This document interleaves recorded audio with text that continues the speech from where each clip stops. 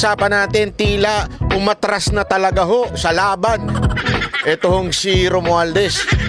Mukhang nabahagang buntot sa nangyaring peace rally ng INC. At naku po, meron tayong balita. Mamaya ibabalita natin yan bandang dulo. Ha? Abangan nyo. Panoorin nyo po hanggang dulo. Ito hong balita na kung saan ay sigurado nang tatakbo si VP Sara Duterte bilang presidente. Oy! Grabe. Yan po ay nasagap nating balita. Sure na. Kaya abangan po nyo yung ating video kung bakit ko nasabing sure na. Okay. Pero bago yan, dito muna po tayo sa mga pangyayari. Update lang po tayo sa mga nangyari sa Pilipinas. Sa mga hindi pa po na nakakapanood ng mga news, baka naalimpungatan po kayo. Nung Lunes nagkaroon po ng isang malupit na peace rally ang INC. At kung papanoorin nyo dun sa mga nauna nating video, kung hindi nyo pa napapanood, panoorin nyo po. Talaga namang napakaraming tao nagpunta ho. At talaga nga namang dinagsa ng mga Pilipino ang grandstand na yan. At hindi lamang po, take note, hindi lamang po mga taga-iglesia ni Cristo. Kaya nga ang estimate lang nila nung una, 1 million. Pero umabot ng 1.8 dahil marami pong mga ibang relihiyon na nakisali. Kahit nga po kami nandun Kahit po yung mga meron pa ako nakikita mga pare at kung ano-ano pang relihiyon. Dahil nga po sa iisang tema na pwede ba tama na kayong mga congressman na pamumulitika ninyo?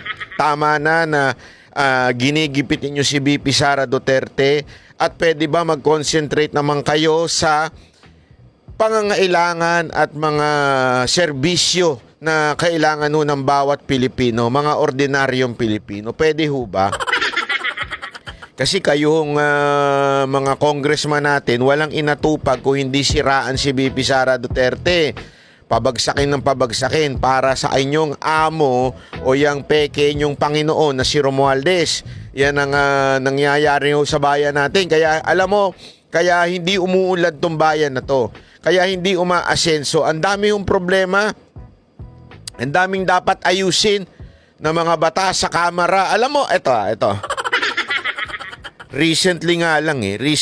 Ito lang kakabalita lang nakita ko. 'Di ba na ang daming pinag-aaksayahan ng oras ng Kamara para sa pamumulitika, para sa paninira kay VP Sara Duterte. Pero alam nyo ba na meron tayong problema sa doon sa motorcycle riding tandem, hindi riding tandem. Yung riding taxi. Alam naman natin, tinataksi-taksi natin yung motorsiklo sa Pilipinas.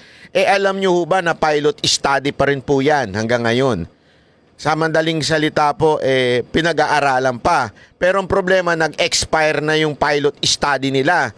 So, kailangan na ng batas or else, magiging illegal na yung riding taxi na yan, yung motorcycle taxi. Magiging illegal na yan kasi nga wala hong batas. Anak ng tutsang kalabaw. BC. Wrong number. BC ang Kamara. Wala akong pakialam. Kasi alam mo ito mga kababayan. Ako, maybe I am medyo marami sa atin alam naman natin yan. Lalo na pag kayo ay nasa karsada paragi. Marami talagang kamote na rider. Aminado naman tayo dyan. Pero gayon pa man, hindi naman na solusyon itanggalin sila. Ang solusyon niyan, ayusin, 'di ba? Kausapin, disiplinahin, pagandahin ng batas para humadisiplina. Kasi alam nyo, hindi ako naniniwala na forever na lang tayong kamote. 'Di ba? Kasi kaya naman natin sa ibang bansa Yung mga OFW nagmamaneho sa ibang bansa, hindi naman sila kamote Ano pinagkaiba dun? Pareho lang naman Pilipino. Kasi nga, maraming dahilan. Una, yung batas. 'Di ba? Alam naman natin, ang baba ng penalty sa atin. Pangalawa, kung meron mang batas, hindi naman ma-implementa na maayos. Di ba ho? So, kailangan talagang maraming ayusin ng ating mga mambabatas kasi parte ho ng trabaho ng mga mambabatas. Okay? Hindi lamang po gumawa ng batas. To make sure that the law na ginawa nila ay nai-implement, kaya nga ho sila merong parang oversee power sa mga departamento o meron pwede ho nilang ipatawag para alamin, natutupad nyo ba yung batas na ginawa namin o hindi? Importante ho yan. Kaya lang paulit-ulit natin sinasabi, wala sa oras nila yan. Wala sa agenda nila yan. Kasi nga, ang agenda nila, siraan lang si VP Sara Duterte dahil yan ang ikasasaya ng tumbong ng kanilang peking Panginoon. Oh. Pag sumaya ang tumbong ng kanilang peking Panginoon, merong ang 777. Yun lang yun ganun lang kasimple yan Ang dami pa pong problema. Presyo ng bilihin. Out of touch ito mga congressman. Mamaya ipapakita ko sa inyo kung paano out of touch to mga animal na to. Out of touch talaga sila. Ipakikita ko sa inyo. Ngayon, dito sa ating video, sa ating programa na ito, ipakikita ko kung gaano walang kaalam-alam ito mga congressman. Sa bagay, mga anak sa layaw, Jeprox yung mga yan Anak ng mga mayayaman kasi, kaya walang alam. Simulan na ho natin Bakit ba nasabi kong sa tingin ko ay umatras na, natakot si Romualdez sa INC? Aba, katatapos lang ng rally ng INC, tapos nung si Romualdez po ay nagsalita, abay, pakingge. Pakingge. Sandali lang. Ted Pailon, pasok. Si Idol Ted Pailon pala to. Sa mga tampok na balita. Sa mga balitang pambansa, hindi na pag-usapan sa pagbabalik sesyon ng Kamara ang tungkol sa nilulutong impeachment complaint laban kay Vice President Sara Duterte. Hindi ito nabanggit kahit sa talumpati ni House Speaker Martin Romualdez. Yan Ito na lang Ganito yan. Alam mo, meron niya isang political analyst although ibang kulay. Sabi niya, actually medyo sobrang mabagal daw talaga itong impeachment na nangyari. Yung simula, ang bilis. Yung simula, yung arangkada, ika nga. Bakit? Yung panggigipit, yung mga hearing, ang bilis ng takbuhan. Mantakin mo, ang aragin nila, hindi sila umuwi. Hindi, di ba gumawa sila ng hearing, hindi nag-uwian yung mga congressman. Although, sabi nga ni Pulong, bawat attend yan, may milyong na natatanggap yan. Kaya talagang a-attend dyan. Abay, ikaw ba naman? Ito, tanong ko sa inyo mga kababayan, Kunwari, ikaw meron kang school, may schooling ka. Meron kang college ka, kunwari. Bibigyan ka ng 1 milyon, umattend ka lang ng klase. Maniwala ko kayo sa hindi. Kahit buong araw yung klase, kahit abutin ng madaling araw, a-attendan ko yun. Pambira, ang gandang negosyo nun, Buong isang araw, kumita ka ng 1 milyon. Ganon yung biro ni Pulong Duterte. Pero parang ganon talaga ang dating. Alam mo kung bakit? Hindi ko sinasabi, wala akong alam na facts tungkol dito, pero yun yung parang biro niya. Kasi nga po, mantakin mo, ang sipag nila. Ginarag nila, ni-rush nila yung impeachment. Bakit impeachment tawag ko? Yun naman talaga ang purpose ng Quadcom na yun. Makakuha ng ebidensya para ma-impeach si VP Sara Duterte. That's the very core of that hearing sa Kamara. Ngayon, eto. Sa kabila ng masyadong pinaspas yung hearing, yung impeachment complaint, bakit bigla nag-post? Yun yung tanong ng ibang mga political analyst na napapanood ko Kahit nga po si Karen Davila nung may tinanong siya. Inalimbawa niya yung kay Erap. Ang bilis nun, di ba? Tapos yung kay Corona, sobrang bibilis ng takbo ng impeachment nun. Eto, bakit tila grabe sobrang bagal daw? Biglang bumagal. Eto nga, nagkaroon na ng privilege speech si Romualdez. Aba, hindi niya nabanggit. Di ba? Kaya sa tingin ko, mga kababayan, umatras siya dito. Sobrang natakot siya sa Iglesia ni Cristo. natakot siya sa rallying na ganap na inorganisa ng INC. Siguro, sabi niya, wala ano lang yan. Ilan lang siguro yan. Nagulat sila sa sobrang dami. Hindi lang sa sobrang dami. Mismong mga talumpati ay talagang nakadirekta sa kamera na kanyang pinamumunuan. Alam niyo mga kababayan, whether you like it or not, malaki pa rin ang impact ng Iglesia ni Cristo black voting sa mga congressman. Kaya nga ho sila parang biglang, sandali, atras itlog ang mga animal. Yung una, ang tatapang eh. Ngayon, wala. Umatras ang mga itlog nila. Mantakin mo, nagkaroon sila ng unang pagbalik. Ine-expect na, alam mo yun, meron nang gagawin sa impeachment. 3 yan eh. Oh. Pero wala, mga kababayan. Pati sa speech, hindi man lang napahagingan. Hindi man lang nasabing atin pong pag-aaralan, no? Ating i-check, atin pong titignan at ang boses ng, alam mo yung mga ganong pautot ng mga politiko. Hindi man lang sinabi yun. Talagang, sa madaling salita, inignore. Oh. Ibig sabihin, abay, talagang natakot ho ito. Kaya nga, meron ako nabasa sabi. Sa sobrang takot niya, at baka hindi pa siya maging speaker, at baka hindi pa siya manalo, pinadisqualify yung kalaban. Gago! Pambihira. Oh. Ganun kalupit daw yung takot, pinadisqualify yung kalaban. Gago! Nabasa ko lang naman po yan sa ilang komento. Kayo, ano sa tingin ninyo? Ha? Kasi balita ko, ang lakas daw nung kalaban niya. Lalo na inendorso ni VP Sara Duterte, inendorso ni Pangulong Duterte. Ang lakas daw.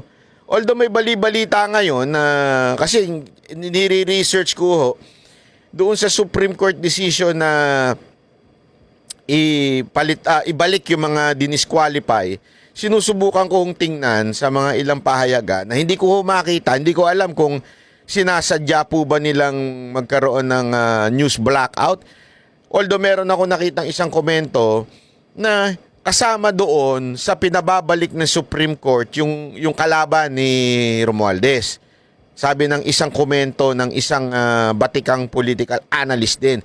Ngayon, pag tinitingnan ko naman sa mga news ng media, wala po.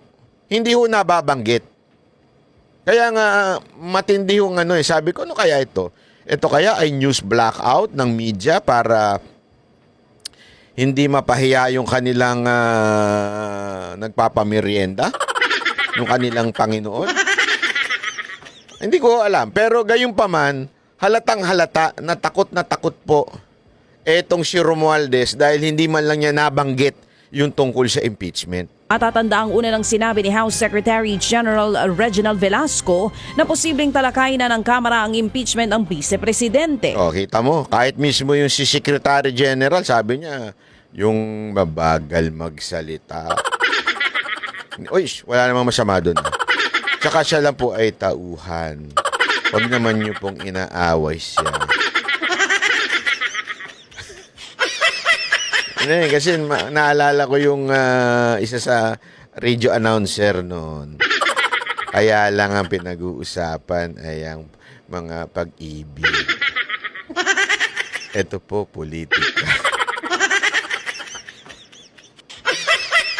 Wag niyong inaaway yung kasi hindi naman po kasali sa ano yun. Siya lang po ay isang staff ika nga. Hindi naman po siya politiko, siya lang ay staff dyan. At sumusunod lamang naman po siya sa utos ng kanilang peking Panginoon na si Romualdez. Yeah? Kaya wag natin siyang inaano, ha? Anyway, sabi nga dito, kahit siya, sinabi niya na tila dapat ng, alam mo yun, sa tingin niya, pag-uusapan na sa kamera. Pagpalik ng kamera, aba, hindi pinag-usapan.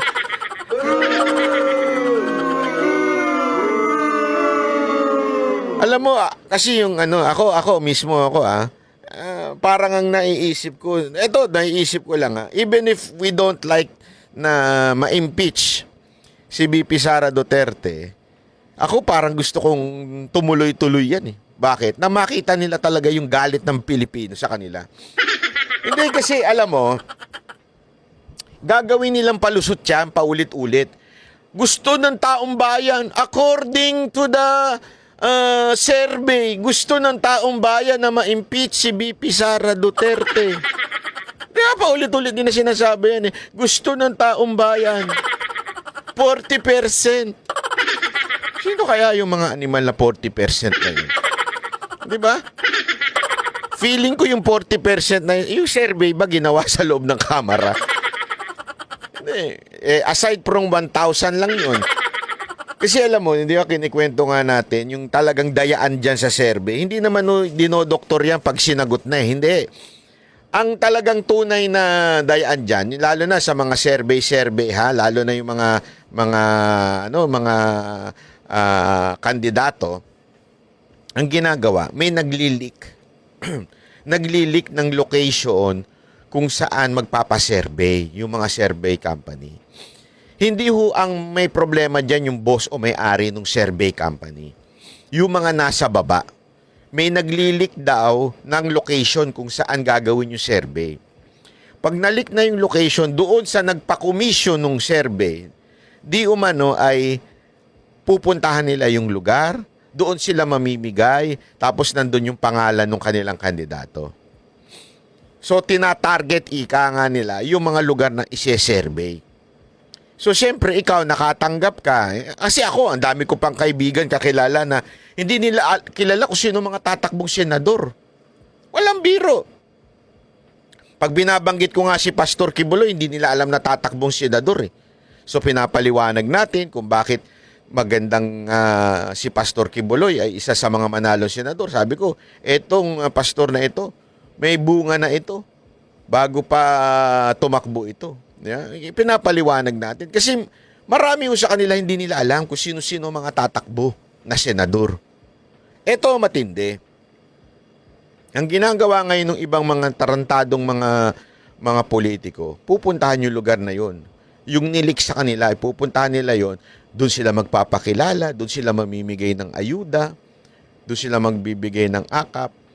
Para pagdating sa survey, siyempre, sino maaalala? Yung nagbigay, yung recently lang. Kasi ang mga Pilipino, may ano yan eh, meron yung short time, iba pala yun. Sa motel pala yun. Short term. Short term memory. Kung ano yung talagang mga unang, alam mo yun, mga recent lang, yun lang ang kanilang, maalala, ika nga.